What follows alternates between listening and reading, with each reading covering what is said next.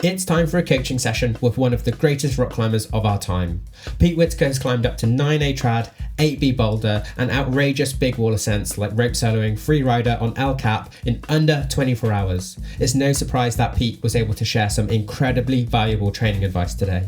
So stay tuned for a really simple way to level up your endurance, instantly improve your heel hook technique, and learn a really unique visualization tool, a mental training tactic that can massively speed up your projecting process. Let's get into it. So the first skill that we're going to go through is endurance and trying hard. These are two things that you could say that I'm reasonably well known for. My endurance, I've worked this from a very, very young age. From the ages of 10 to 18, I was pretty much purely working endurance. And the two main endurance exercises that I did, I'm going to take you through today. But the other thing that I really think is a good factor with the endurance training is that ability to suffer and ability to try really hard. And if you can do those two things, then you're actually able to get the most out of your endurance training. So the way I used to build this base was actually purely down to volume and just doing lots and lots of mileage. And what I would actually do is do climbing up and down routes for around about half an hour, 20 minutes to half an hour, and then I would take half an hour rest, and then I would do 20 minutes to half an hour again, and I would do that 3 times. Effectively, you're getting an hour and a half of climbing at a lower to medium level of intensity. We're not like pushing the gate out here, we're just getting that like low, medium level intensity in the forearms. For me, that gave me a really good base to build upon, which is the second exercise, which is the 4x4s. So this is doing 4 laps, having 15 to 20 minutes rest, 4 laps again, 15 to 20 minutes rest, and then 4 times. So with your 4 laps, then I used to do this a lot actually on climbs, so leading and clipping quick draws. And I think this is actually really good if you want to go sport climbing and you actually have a partner to come and belay you at the wall, because you're actually doing the event that you're going to go and do. So say if you have a sport climbing trip, for example, coming up, I always feel like it's really good to actually get down the wall and practice clipping quick draws and be in that mindset that you would be when you're going on a sport climbing trip, rather than going around circuits, round and round and round. I do think circuits can be really good. One, if you don't have the time to go to the gym and clip quick draws, or if you don't have a partner, because these things can be a little bit more time consuming, whereas you can condense your time a little bit better if you have a circuit board. So it really depends on your situation, I would say. So if we just go back to the point of trying really hard and that kind of suffering, to get the most out of your 4x4s, it's really important to get into that mindset and engage that suffer inside of you. For the first exercise, which is the lower intensity, you don't really have to have that mindset of being able to suffer as such, but for the 4x4s, it's really important that you're able to get into that mindset and you're able to fight the pump and you're able to realize that you can do 1 more move, 2 more moves, 3 more moves. And if you actually just get to the next hold, which might be slightly better, you can shake out your other hand and you can actually do a few more moves. And it's getting into that mindset that you can do more. And that's going to really help with this 4x4 session, because at the end of your 4th lap, what you want to be achieving, or what I was always wanting to achieve, was essentially like just grabbing the last hold and just being able to make the clip, or literally just failing right at the top of that 4th lap. So that's the intensity and that's the try hard that you want to reach. So we're going to use the circuit board to do our 30 minutes of continuous climbing. I would say with the 30 minutes of continuous climbing, it's less important to have that ability to clip, because you're operating at that slightly lower level intensity. Now, the intensity that I want to be achieving is, let's say, somewhere around 4 to 5 out of 10. And what I would tend to do is I would tend to pick a route or a circuit where there's lots of different options of grades, and I wouldn't necessarily stick to the same circuit for the whole time. I would feel like if the intensity is getting slightly too low, I would start going around a slightly harder circuit.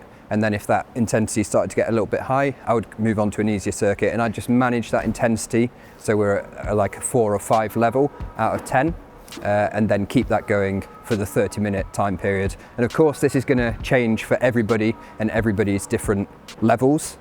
You just need to find the right intensity for you. Okay, so I feel like I'm about intensity level 1, so I need to up it a bit, don't I? Should we go to the next grade up.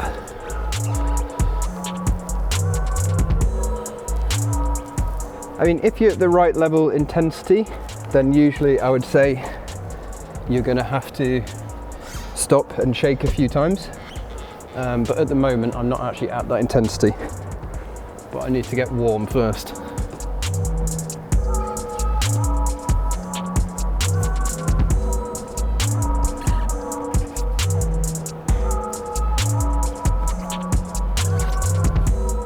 Yeah, so now I'm about at a 3.5 or 4 maybe.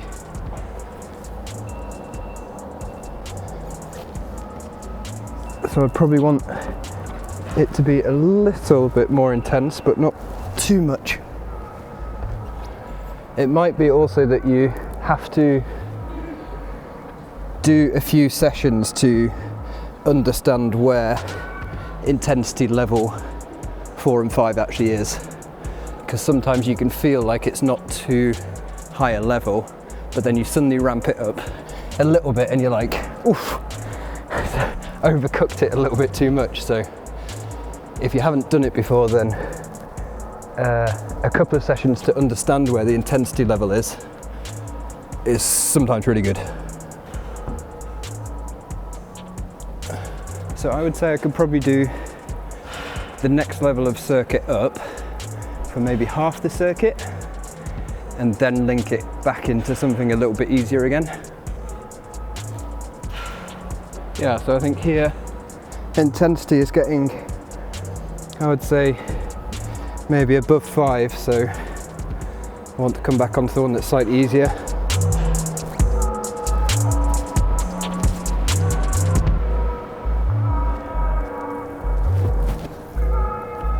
And bring the intensity down a little bit.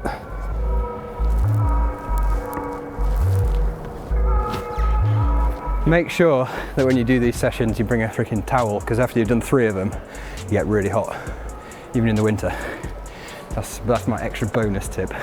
So with the 4x4s we want to pick a set route, or in this case we're going to go around a circuit, and we want it to reach that level intensity of when we get to the 4th we're really fighting, we may fall off close to the end, or we may just grab that last hold. This takes a little bit of trial and error and a little bit of experience to get that level right for you.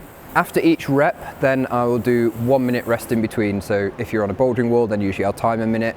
If you're on a lead wall, actually 1 minute is about the time it takes you to lower down and then pull the rope and then go again. So those are about the times that we're looking at. The other thing that I would say is that when you're picking your circuit or your route, sometimes actually the first one can feel really difficult if you don't know the route and you're like, oh my God, how am I ever going to get around this 4 times in a row? But then as you do it the second time, you get a bit more used to the moves. And as that pump increases, you're a little bit more familiar with the route. And then the third time, again, you're more familiar, but you're more pumped. And then the 4th time, again, you know the route quite well, but you're even more pumped. So it kind of, the first one can feel really, really difficult, but just go with it. And then you get to the point where you get familiar with the route, but that level of pump is increasing at the same time.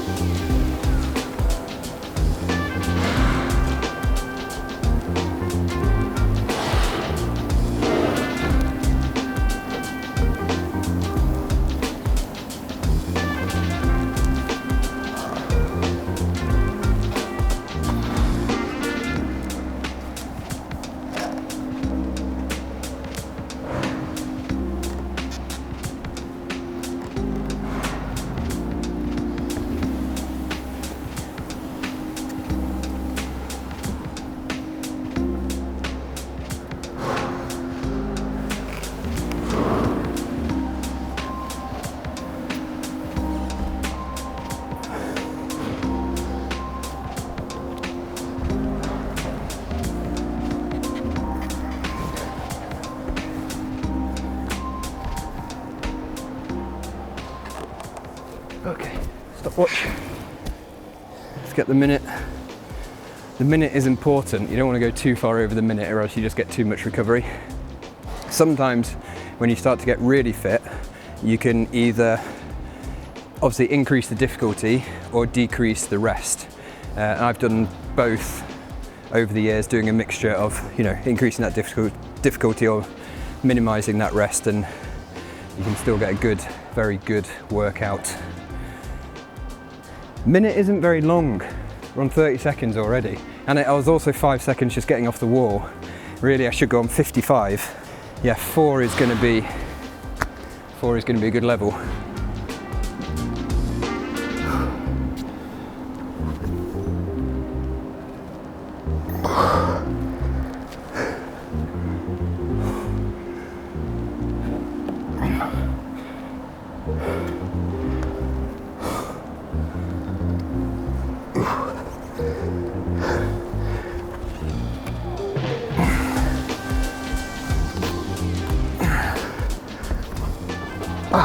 Good.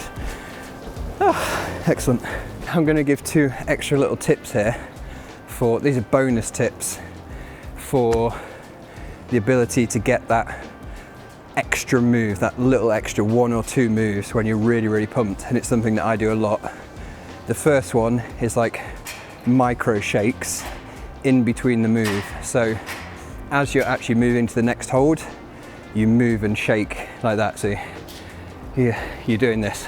And I always find that little extra shake just gives you just a little bit. It's like 0.5%, but it might be that difference between sticking the hold and not sticking the hold. So the other little bonus tip, and the thing which I do a lot, is maxing out. If I'm getting really pumped, maxing out on one hand, really recovering the other before getting that next one, and then I'm actually able to hold that hold, max out on this hand, really recover that one until you're about to fall off, and then you get the next one, maxing out on this hand. This only really works when you're actually getting pumped. It's not a good way of climbing in general, but it really helps when you think you're going to fall off. Instead of just trying to blast through the moves really quickly because you're getting really pumped, actually take the time to think, like, I need to recover one hand, and spending that extra little bit of time, those extra 1 or 2, 3 seconds on the hold before you get the next one, gives you that extra 1, 2 or 3 seconds on the hold that you get.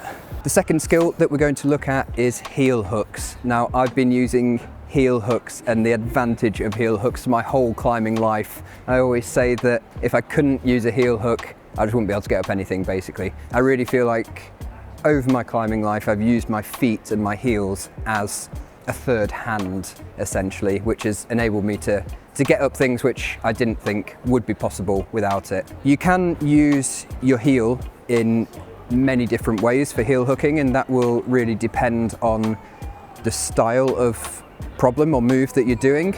But a heel hook that I've used quite a lot is this one where you're using it for a rock over, or using it as a hand, basically, and the positioning of your heel on the hold that you're using, and the way you then move through the heel and foot movement as you do the move to then get a better body positioning and better foot positioning at the end of that finish sequence. And I'm going to show you this on some boulder problems. It will become more apparent when we look at it. So with this technique, we're looking at getting this part of the heel onto the hold, and then as we rock over, we're looking at moving onto the bottom part. So we're going to place our heel in this way, and then as we move our body and rock onto it and get our hips close to the wall, we're going to be rolling over and putting our foot into this direction. And as I do the move, you'll understand why this is important and why we actually put our foot in this position to start with, and not necessarily in a heel hook position like this. So the idea is that I'm going to be rocking onto this hold with my right foot, and then we can see if I place my foot on, I want to be moving my body towards the right. So to do that, I want to drop the toe down, and then as I rock over, you want the foot to roll down into the sole of the shoe facing towards the ground. You want your hips close to the wall, and then your weight over that foot. Now, the really important thing when we're actually putting our heel onto that hold is that we're not putting our heel too far towards the right, because we need to actually be able to roll down and sit onto the foot. So you can see if I put my foot too far to the right here, and then I end up dropping the toe at the end of the move, actually my heel would start to come off the hold. Where it might feel good at the beginning, when you roll onto it, it starts to come off the end. So we want to make sure that we're slightly towards the left of the hold. Then as we roll onto it, our foot is on the best part. So you'll see that when I was demoing it there, I was really precise with how I was putting my heel on the hold. I wasn't just slapping it on there. I was precise, the same way that you would be very precise with your toes on small edges. You want that precision when you're first putting your heel on the hold. Even though it actually looks like quite a big hold to put it on, you still want that precision to make sure you have enough room to execute the move. The real key thing that I think is crucial to be able to get the right body positioning for this is your hip flexibility.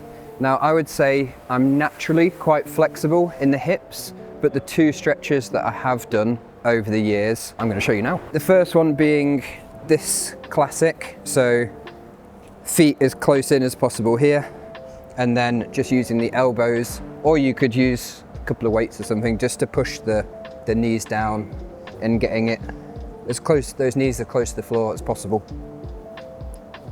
And you can also, you can pull on your feet to help push the knees down as well. So, but again, it's just going to where is comfortable or slightly uncomfortable. And then the second one, which I've done, I would say I've done this one less, is this one. So you're just trying to put the knees out to the side and then get the hips to the floor. I think it's called the frog stretch. So this one. Because essentially on these rockover moves, the way to get them really good is get those hips close to the wall and get sat over that foot as good as possible. The next skill that I've used a lot over the years is visualization. And I feel like this has really played a key part in some of the more difficult routes that I've climbed. I feel like this is something that you can do off the wall, which really affects your performance on the wall, because it just gets you into that mindset and thinking about sequences. And when you get back on the wall, you can actually sometimes feel like you've improved just by doing this visualization. So there's lots of visualization tools that you can use. I'm going to teach you one today, which I've used. Now this tool only really comes into effect when you're red pointing and you already know the route very well. You've already worked out the sequences, you know exactly what you're doing, and you're actually on red point. If you're still working moves, still figuring out sequences, and still in that stage and that process of the climb, then you're not quite ready to do this visualization technique. If you're ready to go for this end, you know all the beta, then this is going to be really useful for you. So the technique that I use is a visualization technique which I feel like other people use, but I have a slight different twist to it, you could say. So what I'll do is I'll know the route and I'll be going through the route in this first person memory state. So I will go through every single hand movement, every single foot movement, every single clip, if there is a clip, every single gear placement, if there is gear placement, you know, imagining taking the gear off my harness, placing it, clipping it, all these things, everything that you're going to do on that red point, I'll go through in my mind. But what I will do is I'll try and get every point to hit a beat on the second. So I'll start at the bottom of the route, and in my mind, I'll do the move. So I'll start the moves, hand move every second, foot move, hand move, clip, hand move, foot move. And I'll go through that whole process. And if I miss a beat and if I don't get it on the second, then I will start again. And what you can do is you can also break the route down into sections. So if you keep starting again, you'll find that this is really hard. So if you keep starting again, you'll actually get really good at the bottom section of the route. But what you want to do is you want to break it down into a few sections. So you'll start doing this in a section on the middle of the route, let's say, and you go through this, and then eventually you'll be able to do the whole route all together.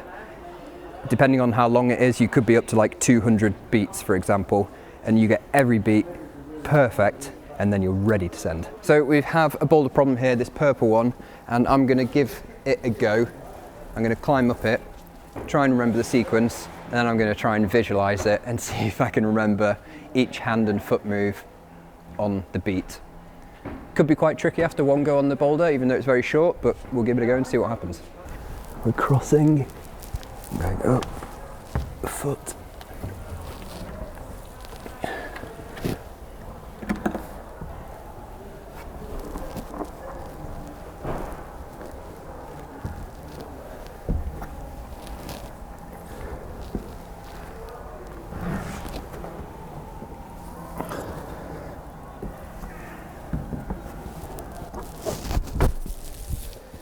Not a chance I can remember that. So we'll start match. We're going to go left foot slightly out, right foot there. We're going to roll over. We're going to hit that one. We're going to go left toe up. We're going to go that. We're going to go right toe through. We're going to go that. We're going to go left toe through. We're going to go that. We're going to go right toe up. We're going to go that. We're going to go left heel on. We're going to roll over. We're going to get that. We're going to go right slight drop knee into that. We're going to go again off the drop knee. We're going to swap feet, right toe press on the wall, match in. So the last skill which I'm going to talk about is, of course, jamming. I love jamming, and I feel like crack climbing skills and jamming skills have really been able to give me the ability to climb routes and find rests and find easier ways of routes which I wouldn't have been able to do if I didn't have these techniques. I always say the really, really classic one is using a hand jam or a fist jam or a thin hand jam in between twofers on sports routes, essentially, and where other people may have pinched around the edge, and obviously, you know, if you're pinching, that can be quite a strenuous position, whereas if you just jam in between, it can often act as a very restful position in crooksy parts of climbs. I feel like quite a nice example of this is on a route called Empath, which is out in America. And when it was first put up, it was done on sort of like side pulls and these slopers and pinchers and these sorts of things. And actually the features that it was forming were not like splitter cracks, but crack type features where there were potential for jams.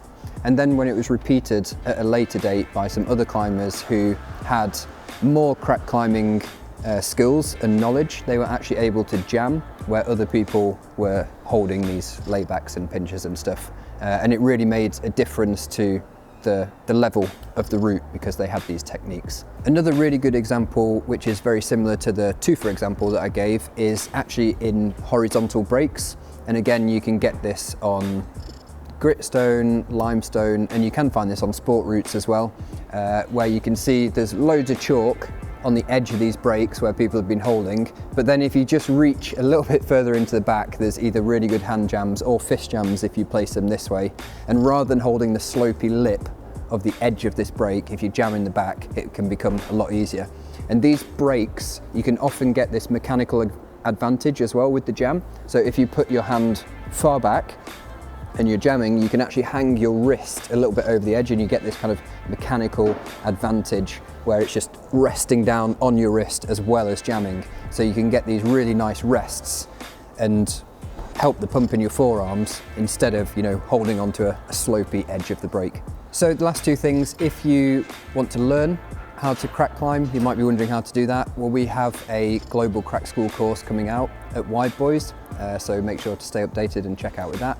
And also, if you want to practice crack climbing, where can you do that? So cracks aren't necessarily the norm in gyms, but what you can do is just try and get them in there, try and ask the setters, ask the gym to try and get cracks into the gym to set them a little bit more.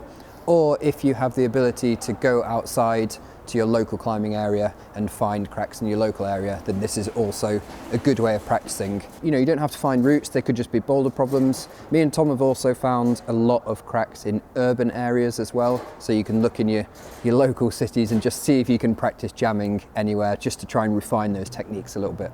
Pete is currently training with us for his next big goal, and you can too. Like Pete, you can join us on a Lattice training plan, always 100% customized to your needs by one of our coaches and delivered through the Lattice training app. If you're interested, I'll put a link below.